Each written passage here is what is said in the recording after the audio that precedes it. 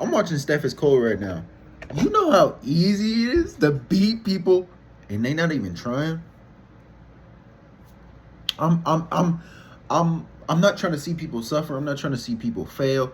I'm not trying to down on somebody who's trying to change their life. But when I see people and they just I've lost 14 pounds. I've damn near 1,200 to maybe 1,500 calories a day. High carb, medium amount of protein. Pretty much potatoes is like my main carb source. Every day, as I'm losing this weight, as I'm like, sometimes I'm not even hungry, bro. As I'm seeing these people day in, day out, I work with fast food restaurant. I see these people every single day. The same goy slop over and over and over. Then they talking about they losing weight. Wait, but I know you tracking your calories? You just made that burrito and you put extra meat in it. I didn't see you put that into a calorie tracker. Are you eating that taco? Yeah, I just need a snack real. I'm not even saying nothing to him. But I was like, oh yeah, sure, man. When you see people and you losing weight and you really making progress in the gym, I tell you now, bro.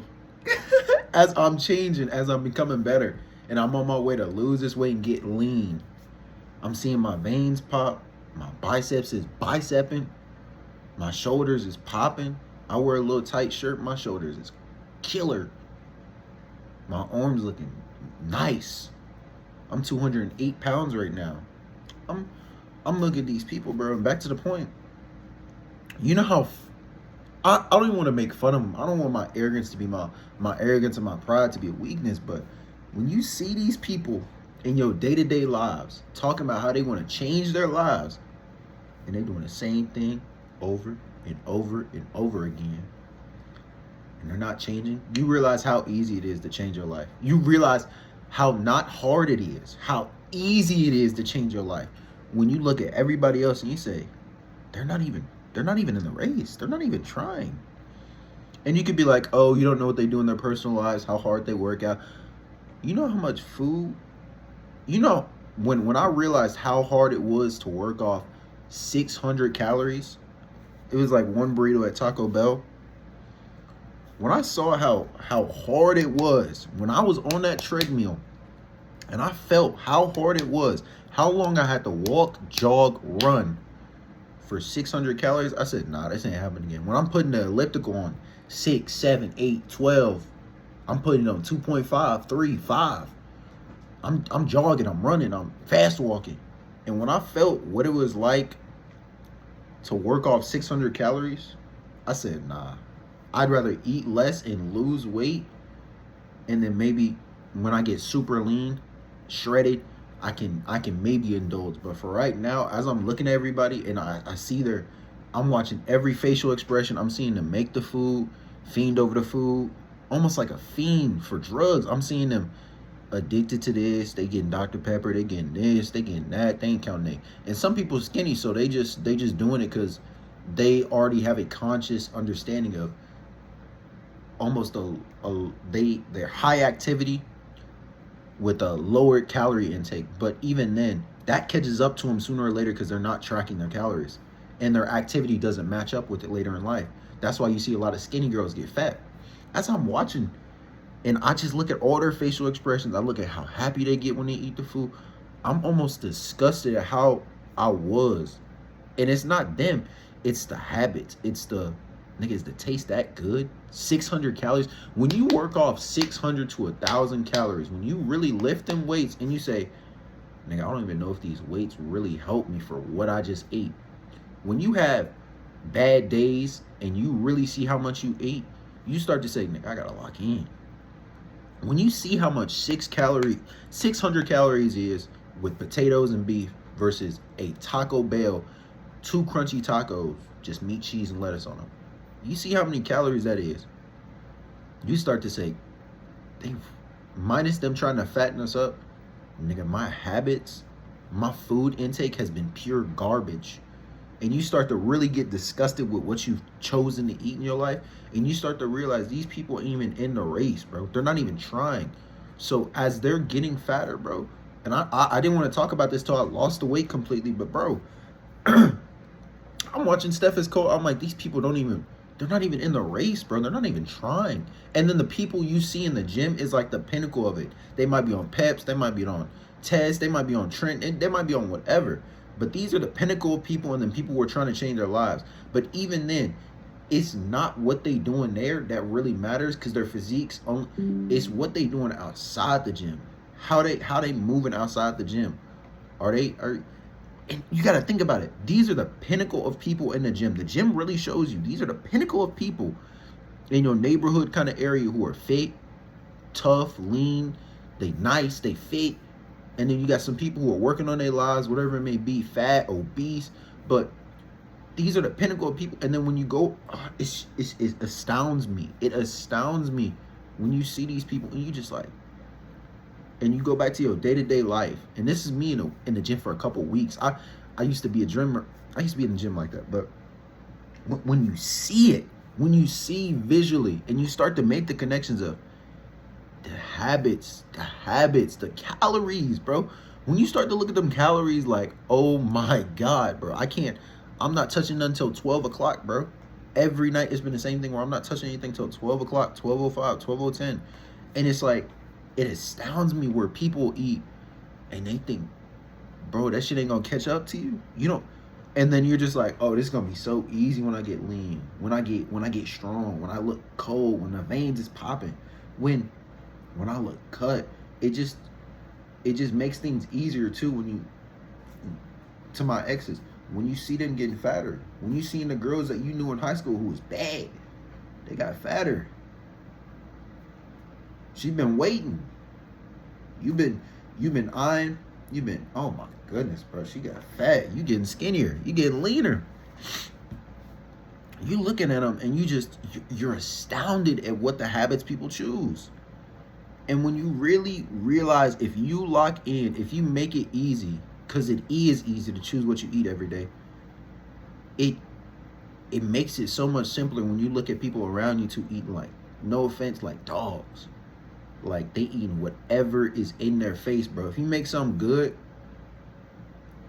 and it's just like pasta, just heavy calorie dense foods with, bro, when you see how people, bro, I've seen some people in the drive-thru who make me not want to eat, bro.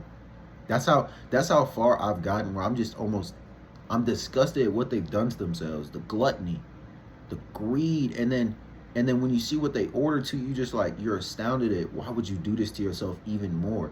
And I get the food is good, people hungry, this they money, they do what they want, but aren't you disgusted with your very image when your arms are bigger than my head damn near? When your arms are about as big as my head, I think that's a problem, bro.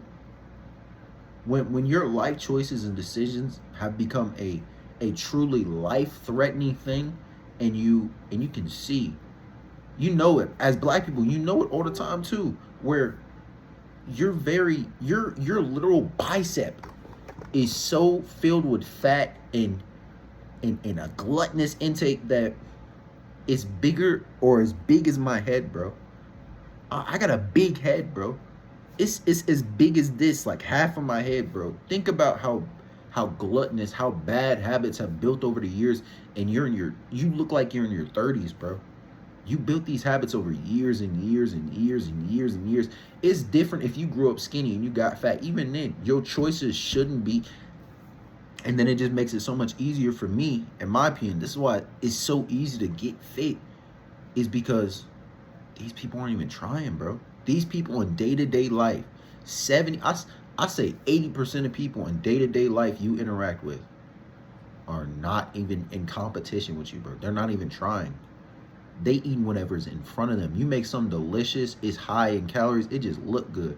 They'll tear it up without even thinking about the calories intake. Man, they gonna ask what's in it. They're not gonna ask how much calories is in it. They gonna ask how, man, that's a lot of flour, that's a lot of carbs, that's a lot of, man, where the vegetables? They're not gonna ask that. That's when you realize, oh my God, these people aren't even in the race. This is so easy.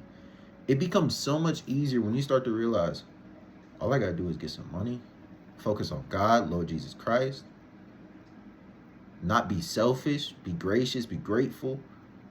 And I keep my head on straight, and I really align myself with what I need to do as a man.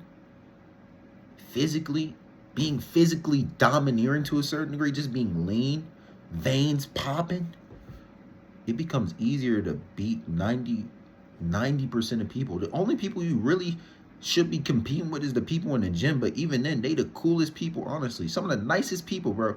A dude was helping me with the quad machine because I was a little confused. I was like, hey, bro, what's going on here? He was like, oh, you just unlocked the thing. I was like, bro, thank you. It's just nice dude. Fit, nice dude. Some of the nicest people you'll meet in there. Some of the people with the biggest insecurities. Some of the nicest people. Some of the guys with the biggest of muscles be like, oh, I'm so sorry. God bless you, man. Some of the nicest people. Some of the nice. Forget the females and the way they dress. Some of these women have become, they became from fat girls to skinny, nice, fit girls. So yeah, they got a little still insecurities. Got push up on them. They got that attention, hypergamy type of thing, but they still them insecure little girls. These are some of the nicest people, but you compete against these people versus, bro, you compete against yourself and what you need to do. And those people in that gym, bro, you'll beat 90% of people. When you become physically domineering, align yourself with God and what you need to do as a man. Be a man. And you get some money, you beat up 90% of people. You get your credit right, you beat up 90% of people. I'm fixing my credit right now. I know when I get a 650, 700, when I hit that, it's over. Credit line's gonna be calling me, hey, we got a credit line for you. You don't even gotta put a security deposit down. We start you off at $10,000. Yeah. They gonna be calling your line, bro. It's either you want it or you don't. I want it. And when I'm looking at everybody eat the way they eat, I say, oh, this is too easy. This is too easy. These people are too easy, bro. And it's like, I'm not trying to be disrespectful, prideful, or arrogant, but I'm confident in my own abilities to say, I go to the gym. I haven't missed a day at the gym. And if I have missed a day at the gym, I was over here on my little treadmill doing at least 3 to 5 miles. How many people gonna attest to that? And if I miss the gym, I'm barely gonna eat because I'm just like, I don't deserve to eat. You're like, that's an eating disorder. Do you want an eating disorder and you want to be skinny and lean? Or do you want to be that fat fuck every day that looks in the mirror? Which one you want? I'm tired of being fat, nigga. 225 down to 2. Nigga, when you see the scale go down. When you see the scale go down, nigga. You want this? I'm training neck, abs, arms every day. Damn near. Nigga, unless I'm breaking some shit. Some days I might want to break my arm, bro. You want it or you don't. I'm doing it. I'm doing the treadmill every day. The 5 miles is separate, bro. What you want to do for your workout, bro? Do you want this or you don't? You want to be a fat fuck or lean as law, nigga? You want to be cold? Or you want to be the sloppy seconds that girls look at and say, I have to settle with this nigga. I don't want to be the second choice. I want to be the first choice where she can't deny me no more. Oh my God, this nigga's so fine. Bitches at work just saying, man, your arms kind of big. Ooh, your veins popping. I want girls to almost. I remember when Kevin Samuels and Steffis Cole had an interview. He said, man, when women touch you and make you feel like a piece of meat, you feel some type. Sometimes I want to feel like a piece of meat. Sometimes I want girls to touch my arms. Affection, lust, forgive me, Lord Jesus Christ, but I want that. I want that confirmation of I put the work in, and I know she waiting at the finish line, but I deserve to be at the finish line. This isn't like I'll walk to the finish line. I deserve to be at the finish line. I deserve to have first place. First is the Lord Jesus Christ, but I deserve to walk from this struggle that the struggle I've had, the failure, the mistakes. I deserve to be in first place. If not first, why would you want second? Second is the first to lose. Third is the best of the. Third is the best of the. Third is the. It's the worst of the best. Second place is first to lose. Third place is the worst of the best. Why would you want? I don't want either one of those. I want to be the best of the best. First place. It belongs to the Lord Jesus Christ, but you know what I mean. In a competition with other men, your money, your faith. The woman you pick is such a status marker people don't even understand. Your money, your status, the woman you pick by your side, the kids you have, the family you have. Some of these things, it's years and years and years and years and years and years of work. Your physicality is one part of it where you shouldn't even be messing it up, bro. Period, point blank.